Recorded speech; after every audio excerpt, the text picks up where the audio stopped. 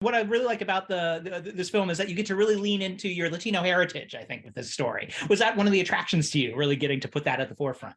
Yeah, I've never gotten to do it before unless I wrote the damn thing. So, received nothing but love from fans, Latinos, from taxi drivers to business owners to students in schools, talking about being inspired and seeing a Latino who's not running from the cops or a drug dealer or stuff like that. But within the industry, I've always met with a ton of resistance. Directors wanting to check my Latino heritage and see just how much I know, which has always been crazy to me. Because when I wrote my show, I felt like I really showed just a tremendous amount of respect.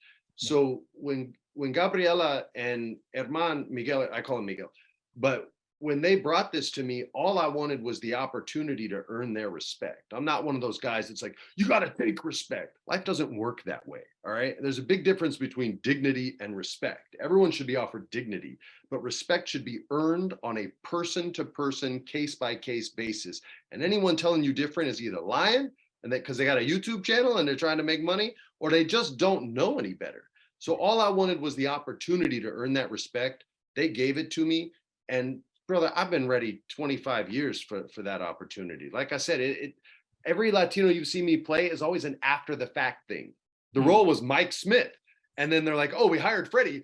We can show people how diverse we are here at Warner Brothers. And all of a sudden his name is Miguel Ramirez. And that doesn't count, man. That does not count. So this was something that was very important to me and a big reason why I signed on to the movie.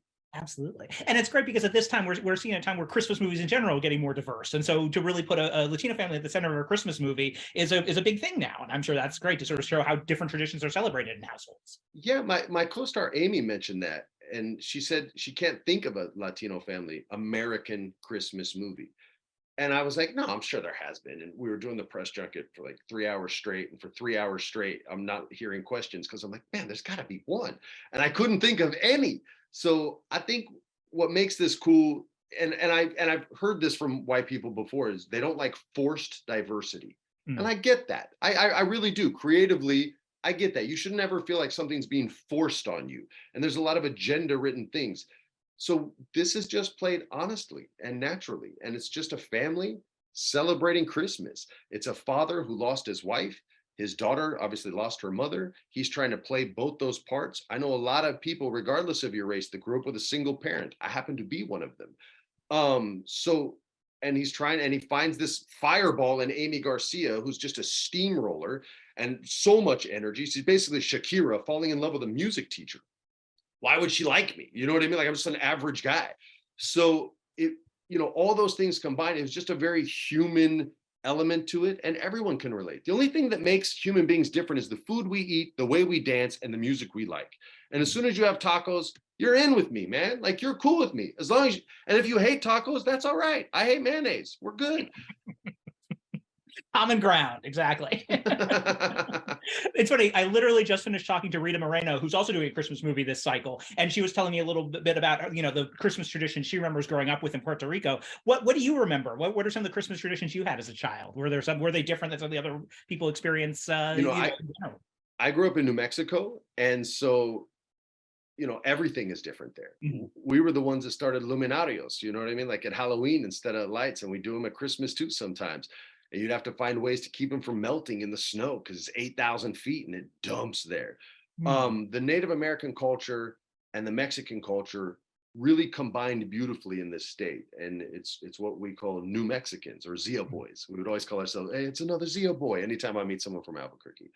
And so those two cultures kind of smushed together, dictate the types of foods that we would eat, the types of drinks that we would have. Sopapillas with honey, Indian fry bread, like these were all things that would be a staple at every Christmas dinner. And then I brought them out to I was born in Southern California. And when I came back to Southern California, I brought all that with me because, like I said, the food is what not divides us, but is what separates us. And I couldn't find good Mexican food in Southern California, which used to be Mexico. It wasn't until the food truck revolution that you started getting good Mexican food in Los Angeles.